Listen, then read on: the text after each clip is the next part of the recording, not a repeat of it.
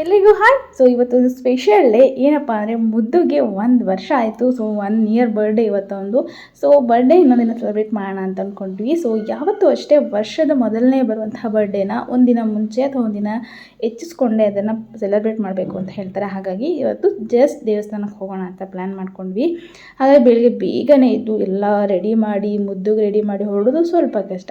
So first ನಾನು ತಿಂಡಿಗೆ ready ಮಾಡಿಬಿಟ್ಟಿರ್ತೀನಿ. So ತಿಂಡಿಗೆಲ್ಲ ready ಆದಮೇಲೆ ಸ್ನಾನ ಮಾಡಿ ತಿಂಡಿಗೆ ರೆಡಿ ಮಾಡ್ತಾಯಿದ್ದೆ. ಆ್ಯಂಡ್ ಇವಾಗಂತೂ ಮ್ಯಾಂಗೋ ಕಾಲ. ಸೊ ಮ್ಯಾಂಗೋ ಅಂತೂ ಆಸಮ್, ಚೆನ್ನಾಗಿರುತ್ತೆ ಈ ಕಾಲದ ಮ್ಯಾಂಗೋನ. ಸೊ ಎಲ್ಲರೂ ತಿಂಡಿ ಜೊತೆ ಮ್ಯಾಂಗೋ ಅಥವಾ ಊಟದ ಜೊತೆ ಮ್ಯಾಂಗೋ ಎರಡು ಸರಿನೂ ನಾವು ಮ್ಯಾಂಗೋ ತಿಂತಾಯಿರ್ತೀವಿ ಯಾವಾಗಲಾದರೂ ಒಂದೊಂದು ಸಲ. ಅದ್ರ ಜೊತೆ ಮುದ್ದು ಅಂತೂ ಮಾರ್ನಿಂಗ್ ಎದ್ದ ತಕ್ಷಣ ಆಟ ಶುರು ಮಾಡಿದೆ ನೋಡಿ. ಮುದ್ದು ಆಟ ಆಡ್ತಿದ್ದಾನೆ. ನಾವು ಫ್ರೆಶ್ ಅಪ್ ಆಗಿ ಈಗ ಟಿ ವಿ ನೋಡ್ತಾ ಇದ್ದಾನೆ. ಆ್ಯಂಡ್ ಇದು ಬಂದು ಅವನ ಫಸ್ಟ್ ಡೇ ವೀಡಿಯೋ. ಇದು ಹಾಸ್ಪಿಟಲ್ ತೆಗೆದಿಂದ ವೀಡಿಯೋ. ತುಂಬ ಚೆನ್ನಾಗಿತ್ತು ಅವತ್ತಿನ ದಿನ. ಸೊ ಇದು 1 ಇಯರ್. ಸೊ ವೆರಿ ಸ್ಪೆಷಲ್ ನಮಗಂತೂ. ಸೊ ನಮ್ಮ ಬಾಳಿಗೆ ಇದು ಬ್ಯೂಟಿಫುಲ್ ಗಾಡ್ ಗಿಫ್ಟ್ ಅಂತಲೇ ಹೇಳ್ಬೋದು. ನಮ್ಮನೆ ಮುದ್ದು ಕೂಡ ಹೌದು. ಸೊ ಮುದ್ದು ಯಾವಾಗಲೂ ಸ್ವಲ್ಪ ತರಲೆಯಾಗಿಬಿಟ್ಟಿದ್ದಾನೆ ಇವಾಗ. ಸೊ ಹಾಗಾಗಿ ದೇವ್ರ ಪೂಜೆ ಎಲ್ಲ ಮಾಡಿ ಅವನಿಗೆ ಆಮೇಲೆ ಸ್ನಾನ ಮಾಡಿಸಿ ಅವನ ನಮಸ್ಕಾರ ಮಾಡಿಸ್ತಾ ಇದ್ವಿ. ಸೊ ದೇವ್ರ ಮನೆಗೆ ಹೋಗೋದು ಅಲ್ಲೆಲ್ಲ ಗಂಟೆಲ್ಲ ಎತ್ಕೊಳ್ಳೋದು ಸಿಕ್ಕಾಪಟ್ಟೆ ತರಲೆ ಇವಾಗ ಅವನು. ಸೊ ದೇವಸ್ಥಾನ ನಮಸ್ಕಾರ ಮಾಡಿ ಅಂದರೆ ನಮಸ್ಕಾರ ಮಾಡ್ತಾನೆ. ಸೊ ನಮಸ್ಕಾರ ಮಾಡಿ ಸ್ವಲ್ಪ ಎಲ್ಲ ನೋಡ್ತಾ ಇರ್ತಾನೆ ಏನದು ಅಂತೆಲ್ಲ. ಸೊ ಕೂತಿದ್ದಾನೆ ನೋಡಿ. ಆ ಥರ ಮುಗ್ಗಿ ಅಂತಂದರೆ ಮುಗ್ಗಿದ್ದಲ್ಲ ಅವನು ನೋಡ್ತಾ ಇದ್ದಾನೆ.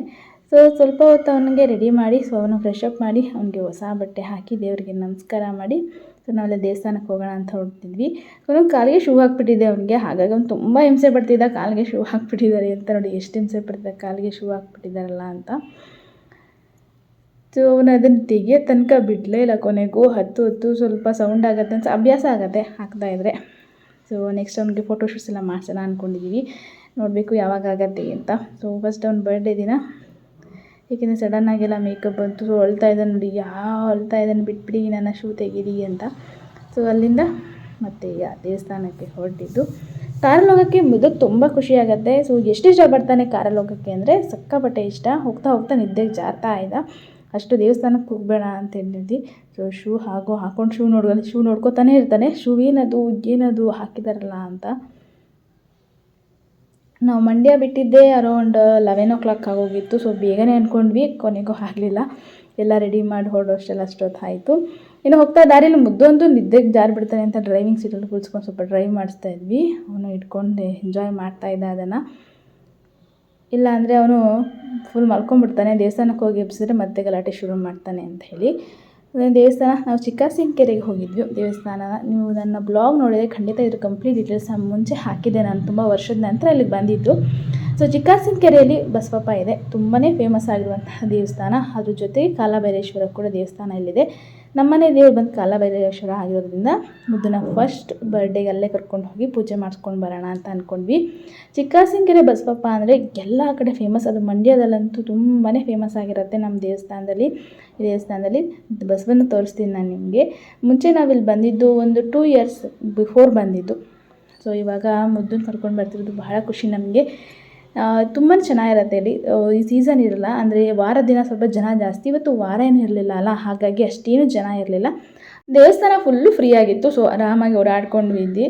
ಆಮೇಲೆ ಮುದ್ದು ಫುಲ್ಲು ಹೇಳಿದ್ನಲ್ಲ ನಿದ್ದೆಗೆ ಜಾರ್ತಾ ಇದ್ದ. ಸೊ ನಿದ್ದೆಯಿಂದ ಅವನು ಎಬ್ಬಿಸ್ಕೊಂಡು ಸ್ವಲ್ಪ ಹೊತ್ತು ಸಮಾಧಾನ ಮಾಡಿ ಆಚೆ ಎಲ್ಲ ತೋರಿಸಿ ಆಮೇಲೆ ಖುಷಿ ಆದಮೇಲೆ ನಾವು ಅಲ್ಲಿಂದ ಹೊರಟಿದ್ದು.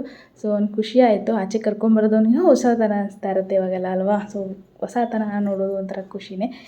ಅದು ದೇವಸ್ಥಾನ ಪೂಜೆ ಎಲ್ಲ ತೊಗೊಂಡು ದೇವಸ್ಥಾನಕ್ಕೆ ಹೊರಟ್ವಿ. ನೋಡಿ ಆಲ್ಮೋಸ್ಟ್ ಇಲ್ಲಿ ವಾರ ಬಂದ್ರಂತೂ ನಿಮ್ಗೆ ತುಂಬ ಜನ ಇರ್ತಾರೆ. ಇಲ್ಲಿ ತುಂಬ ಕ್ರೌಡ್ ಕೂಡ ಇರುತ್ತೆ ನಿಮಗೆ.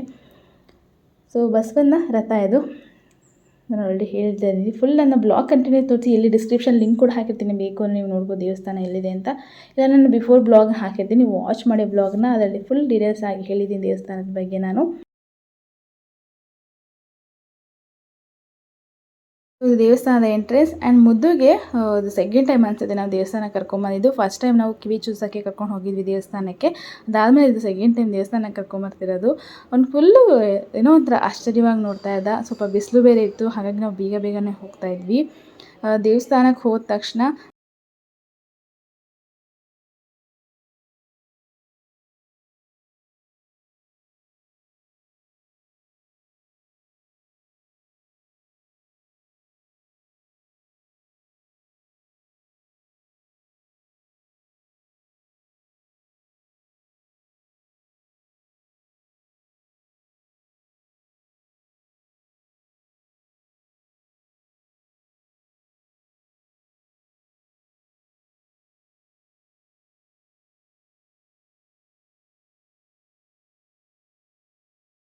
ದೇವಸ್ಥಾನಕ್ಕೆ ಬಂದ್ವಿ. ಇಲ್ಲಿ ಪ್ರತಿದಿನ ನಿತ್ಯ ಪೂಜೆ ನಡೀತಾನೆ ಇರುತ್ತೆ. ಸೊ ಇವತ್ತು ಮುದ್ದು ಸ್ಪೆಷಲ್ ಆಗಿರೋದ್ರಿಂದ ನಾವು ಕೂಡ ಅರ್ಚನೆ ಮಾಡಿಸಿದ್ವಿ. ಅವನ ಹೆಸರು ಅರ್ಚನೆ ಮಾಡಿ ಒಳ್ಳೇದಾಗಲಿ ಅವನಿಗೆ ಅಂತ ಪೂಜೆ ಮಾಡಿಸಿದ್ವಿ.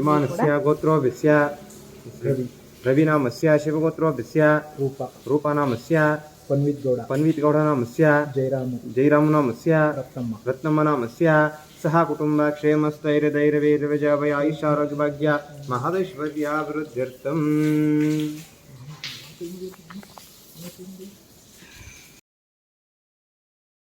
ಪೂಜೆ ಮುಗಿಸ್ಕೊಂಡು ಸ್ವಲ್ಪ ಹೊತ್ತಲ್ಲೇ ಕೂತಿದ್ವಿ. ಸ್ವಲ್ಪ ಹೊತ್ತಿನ ಜೊತೆ ಆಟ ಆಡ್ತಾ ಇದ್ವಿ. ಸೊ ಅಲ್ಲಿ ನಾಳೆ ಗುರುವಾರ ಅಲ್ವಾ. ಸೊ ಹಾಗಾಗೆಲ್ಲ ಕ್ಲೀನಿಂಗ್ ನಡೀತಾ ಇತ್ತು. ಇನ್ನೊಂದೆರಡು ಕೂಡ ಪೂಜೆ ಸಲ್ಲಿಸಿದ್ವಿ. ಗೊತ್ತಿಲ್ಲಪ್ಪ.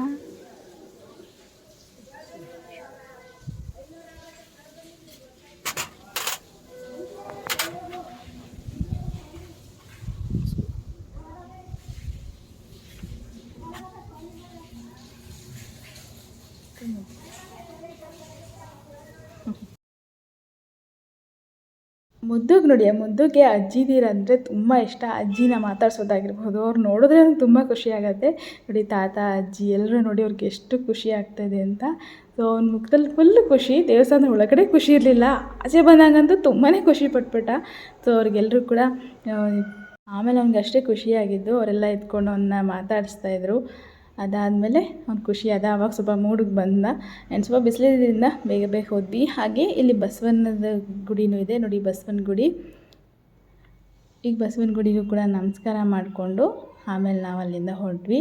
ಸೊ ಪಾಪ ಎತ್ಕೊಂಡು ಹೋದ್ರಂತೂ ಗೊತ್ತಲ್ಲ, ಏನಾದರೂ ತರಲೆ ಮಾಡ್ತಾನೆ ಇರ್ತಾರೆ. ಆ್ಯಂಡ್ ಕೇರ್ಫುಲ್ಲಾಗಿ ಬರಬೇಕು.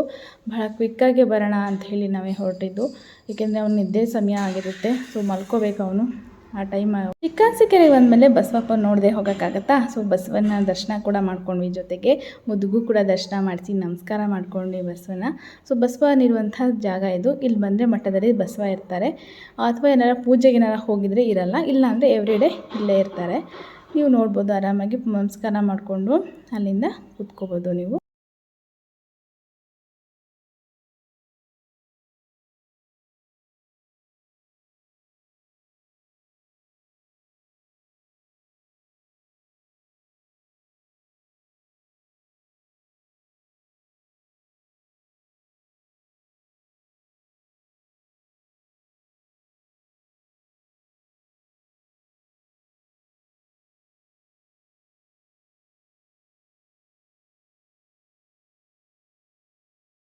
ಮುದ್ದು ನೋಡಿ ದೇವ್ರಿಗೆ ನಮಸ್ಕಾರ ಮಾಡಪ್ಪ ಅಂದರೆ ದೇವಸ್ಥಾನದ ಒಳಗಡೆ ಹೋಗ್ತಾ ಇದ್ದಾನೆ. ಸೊ ಅವ್ನು ಇಟ್ಕೊಂಡು ನಿಂತ್ಕೊಳ್ಳೋದು ಅಭ್ಯಾಸ ಆಗಿದೆ. ಸೊ ಎಷ್ಟು ಚೆನ್ನಾಗಿ ನಿಂತ್ಕೊತಾನೆ, ಆದರೆ ಸ್ಟಿಫ್ ಆಗಿ ನಿಂತ್ಕೊಳ್ಳಲ್ಲ. ಸೊ ನೋಡಿ ನಿಂತ್ಕೊಂಡ, ನಮಸ್ಕಾರ ಮಾಡಿಕೊಂಡು ಸ್ವಲ್ಪ ಹೊತ್ತು ಅಲ್ಲಿ ಕೂತಿದ್ವಿ. ಪ್ರಶಾಂತವಾಗಿದೆ, ಪಾಸಿಟಿವ್ ಎನರ್ಜಿ ಇದೆ. ಎಲ್ಲದಕ್ಕಿಂತ ಹೆಚ್ಚಾಗಿ ಪಾಸಿಟಿವ್ ಎನರ್ಜಿ ಇರುತ್ತೆ. ಸೊ ಮಾಮಿಗೆ ಹೋಗೋದೇ ಒಂದು ಖುಷಿ. ಅವ್ನಿಗೆ ಅದರಲ್ಲಿ ನಮಸ್ಕಾರ ಮಾಡಿ ಅವನದೆಲ್ಲ ನೋಡ್ತಾ ಇದ್ದಾನೆ. ಅವನಿಗೆ ಹೊಸದಲ್ಲ, ಎಲ್ಲ ಹೊಸತನದಲ್ಲಿ ಕಾಣಿಸ್ತಾ ಇರುತ್ತೆ ಅವನಿಗೆ. ಅದೊಂದು ಖುಷಿ ಅವನ ಮುಖದಲ್ಲಿ. ಆ ಹೊಸತನ ನೋಡೋಕ್ಕೆ ಕ್ಯೂರಿಯಾಸಿಟಿಯಿಂದ ನೋಡ್ತಾ ಇರ್ತಾನೆ. ಏನೇ ಆದ್ರೂ ಏನು ಎತ್ತ ಅಂತಿಲ್ಲ. ಸೊ ಪೂಜೆ ಮುಗಿಸಿ ಬಸವನ ಕೂಡ ನಮಸ್ಕಾರ ಮಾಡಿಕೊಂಡು ಅಲ್ಲಿಂದ ನಾವು ಹೊರಟ್ವಿ.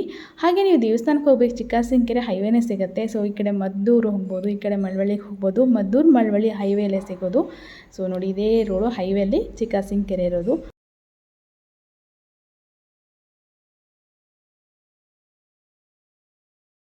ಹೇಗೋ ಕೇಮದೊಡ್ಡಿ ಹತ್ರ ಆಯಿತು. ಸೊ ಹಾಗಾಗಿ ಅವ್ರ ಫ್ರೆಂಡ್ ಮನೆ ಕೂಡ ಅಲ್ಲೇ ಇತ್ತು. ಅವ್ರನ್ನ ಮಾತಾಡ್ಸ್ಕೊಂಡು ಹೋಗೋಣ ಅಂಥೇಳಿ ಅಲ್ಲಿಗೆ ಬಂದ್ವಿ. ಆಮೇಲೆ ಮುದ್ದು ಸ್ವಲ್ಪ ಹೊತ್ತು ಆ್ಯಕ್ಟಿವ್ ಆದ. ಸೊ ಅವರೆಲ್ಲ ಖುಷಿ ಆಯಿತು ಅವ್ನು ನೋಡ್ತಾ. ಆಮೇಲೆ ಅಲ್ಲಿ ಸ್ವಲ್ಪ ಅವ್ರ ಮನೆ ಹೊತ್ತಲ್ಲಿ ಸ್ವಲ್ಪ ಎಲ್ಲ ಟೈಮ್ ಸ್ಪೆಂಡ್ ಮಾಡ್ತಿದ್ವಿ.